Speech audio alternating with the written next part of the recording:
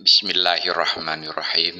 Untuk mengatasi sakit kepala dengan ayat Al-Quran dan doa, lakukan cara berikut. Letakkan tangan pada bagian kepala yang terasa sakit. Lalu baca 7 kali.